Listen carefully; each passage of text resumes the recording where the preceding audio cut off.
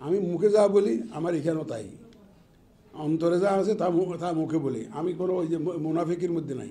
আমরা শুনেছি ওই উনি আমাদের যে ওনাদের ব্রিফের মধ্যে একটা বলা আছে যে ওনারা ওই যে একটা আইনের একটা খসড়া দিয়েছেন বলে বলছেন বোধহয়, এটা বোধহয় ডিলিমিটেশনের জন্য নাকি কমিশন গঠনের ফরমেশন অফ দি কমিশন, এটা কি দিয়েছেন আমি জানি না যে কমিশন কীভাবে গঠন হবে। এই ধরনের কোনো ল এই ধরনের হতে গেলে দেয়ার আর টু থিংস মনে রাখতে হবে আপনাদের।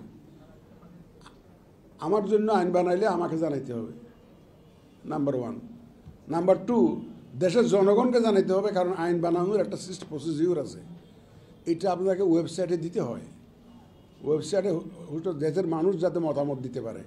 It is a long time consuming process.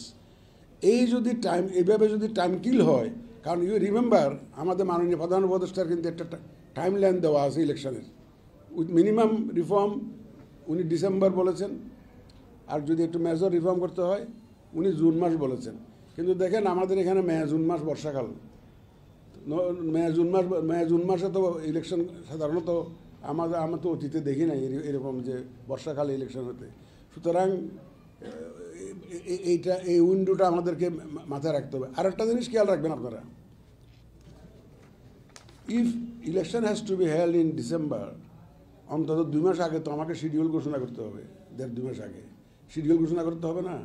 Nomination paper file করো, স্ক্রুটিনি করো, উইথড্র করো, ওনারা আবার আপিল করবেন, আবার ক্যাম্পেইনের জন্য 21 দিন সময় দাও, এই করতে করতে তো 2 মাস। তার মানে আমি অক্টোবর পর্যন্ত পাচ্ছি সময় টু প্রিপেয়ার মাইসেলফ।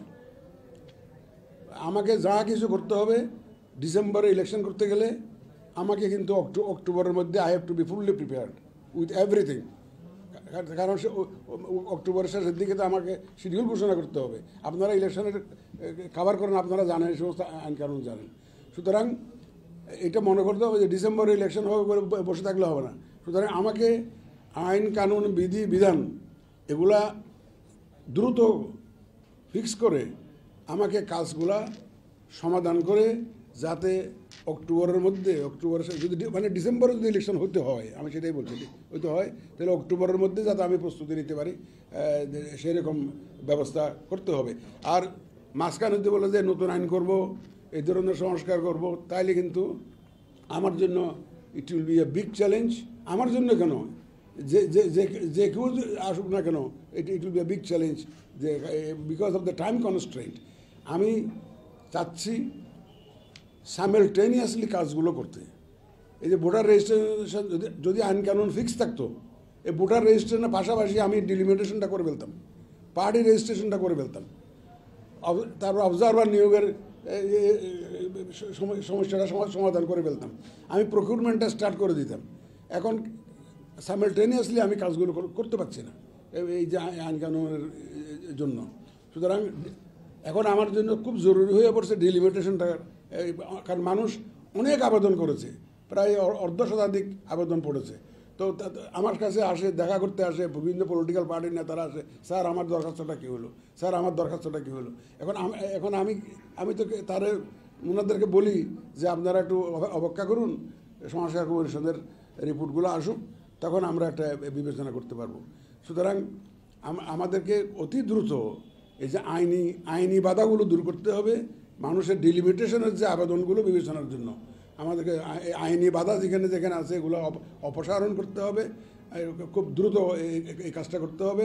পার্টি রেজিস্ট্রেশনের জন্য যে নতুন নতুন যদি কোনো শর্ত আসে যেগুলো থাক দিয়ে খুব দ্রুত আমাদেরকে ব্যবস্থা করে দিতে হবে যে these are the requirements for party registration, তাইলে আমরা অ্যাকর্ডিংলি কাজ করতে পারবো। সুতরাং আমি সাইমালটেনিয়াসলি করতে চাই, আমাদের ঐকান্তিকতার কোনো অভাব নাই। আমি মুখে যা বলি আমার এখানেও তাই, অন্তরে যা আছে তা মুখে বলি, আমি কোনো ওই যে মুনাফিকের মধ্যে নাই। সুতরাং যেটা ফিল করি সেটা কিন্তু ওপেনলি বললাম, আপনাদের মাধ্যমে জানালাম, কারণ দেশবাসীকে জানানো আমার দায়িত্ব। কারণ আমি দেশবাসীর মধ্যে ওয়াদাবদ্ধ যে একটা ফ্রি ফেয়ার ক্রেডিবল ইলেকশন আমি তাদেরকে প্রেজেন্ট করবো, ডেলিভার করবো। সুতরাং তাদেরকে আমার সুবিধা অসুবিধা দেশবাসীকে আমার জানাইতে হবে, যে আমার যে লিমিটেশনসগুলো ওনাদের জানাইতে হবে।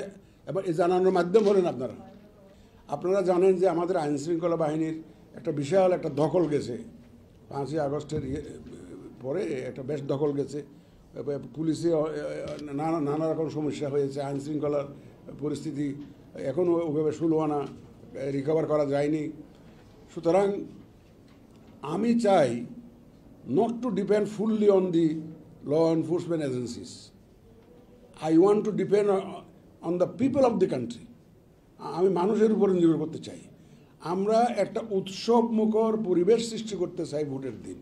এইটা আমাদের ঈদের দিন মতো হবে ওই দিন। আমরা সবাই মিলে অধিকার প্রতিষ্ঠার জন্য ভোটের কেন্দ্রে শুধু ভোট দিতে যাব না, ভোট রক্ষার জন্যও যাব। আমরা শুধু পুলিশের উপর নির্ভর না করে আমি জনগণকে আবেদন জানাবো যে আপনারা উৎসব মুখর পরিবেশে ভোটের দিন আসবেন, নিজের ভোটটাও দিবেন এবং আপনার ভোট যাতে কেউ কেড়ে নিতে না পারে, সুতরাং আমাদেরকে সহযোগিতা করবেন। আইন শৃঙ্খলা বাহিনীর সাথে আপনার পাশাপাশি আপনারা প্রতিরোধ গড়ে তুলবেন যদি কেউ এই ধরনের কোনো অন্যায় আচরণ করে।